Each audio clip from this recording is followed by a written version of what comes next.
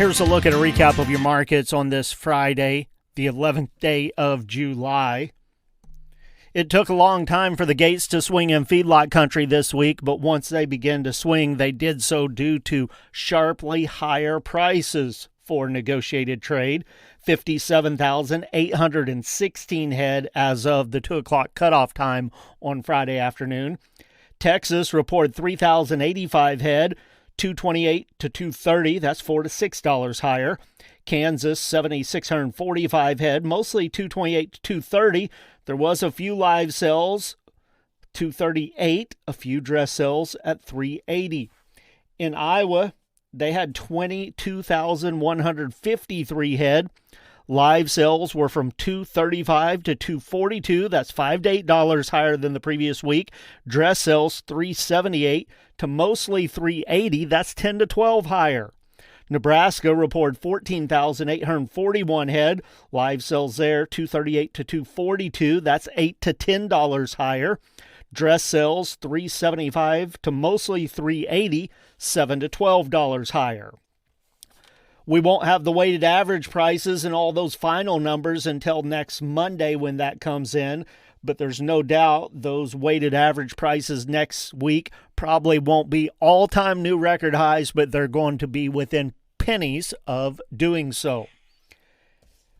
Taking a look at the box beef cutout values, it was a rough week for them this week. Choice closed at $378.64, down $11.11. Select $366.49. That was down $11.95 for the week. On Friday, the closing Choice Select spread $12.16. At the auction barns around the state this week, prices there once again back into unbelievable territory. When we look at the CME Feeder Cattle Index, that's based on 800-pound steer through the auction barn up through the 12-state feeding region. It set an all-time new record high on Friday at 323.37. Of course, those numbers influenced a lot by some special sales that took place in Nebraska this week, really pushed the market higher. Here in the state of Missouri, the Missouri Stocker formula, we did establish a new record on those steers based on a 550-pound steer through the auction barns here earlier in the week at $399.76, just shy of that $4 mark. Now, that value on the formula did back off a little bit later in the week because, of course, that's based on a 7-day rolling average, and we did lose some of those really high sales from some of the northern auctions in the state that happened right before the holiday there.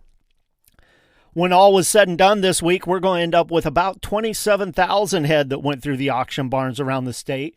Few of those stick-out sales from some of the auctions this week. A full load of 514-pound steers at Callaway Livestock Center sold at $454. The weighted average price statewide on the light 5-weight steers at $419 this week. 92 head of 569-pound steers at Callaway at $435.75. Had a full load of 624-pound steers at Callaway at $407.50. South Central Regional Stockyards in Vienna, they had a full load of 707-pound steers that sold at $356.75. The average statewide on those light 7-weight steers this week, $340. Joplin Regional Stockyards sold 43 head of 754-pound steers at $342.50. South Central Regional Stockyards in Vienna, they had 68 head of 830-pound steers at $325, and then Joplin sold 125 head of 875-pound steers at $321.50. Some stick-out sales on the heifer side this week. 86 head of 539-pound heifers at Callaway brought $421.25. The average statewide on those light 5-weight heifers this week, $369. Windsor Livestock Auction, they sold 149 head of 666-pound heifers for $343.75. And then once again, there was a lot of loads of 7 to 750-pound heifers that sold all across the state at various auctions, and about any of them could have been considered a stick-out sale. The one, however, that topped the market this week, 73 head of 716-pound heifers at Kingsville Livestock Auction at $333. The weighted average statewide on those 7 to 750-pound heifers at $319. Taking a look at the closing futures markets, For the week, live cattle closed $8 to $9 higher. On Friday, August live cattle 222.20 up 297. October 219.70 up 262. December at 219.57 up 232. Feeder cattle were $14 to $16 higher for the week. August closed on Friday up $4 and a nickel at 325.32. September 325.40 up 417. October 323.20 up 407.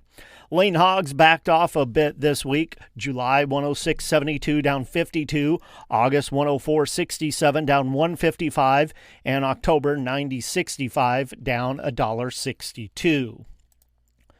Turning our attention to the grain markets now, things weren't quite as rosy this week as far as the prices go for the grain. We did have the monthly WASDE report that came out, and it really didn't affect a whole lot on Friday. There wasn't a whole lot of surprises there. The biggest thing weighing in on the grains this week is just the fact that everybody is expecting just an absolute bumper crop of corn and beans this fall, and current conditions, the ratings there pretty supportive of that for mid-July, so that's just really weighed on those cash prices and the futures here this week. At the elevators around the state, soybeans lost 42 to 49 cents, wheat was 12 to 16 lower, and corn 24 cents lower.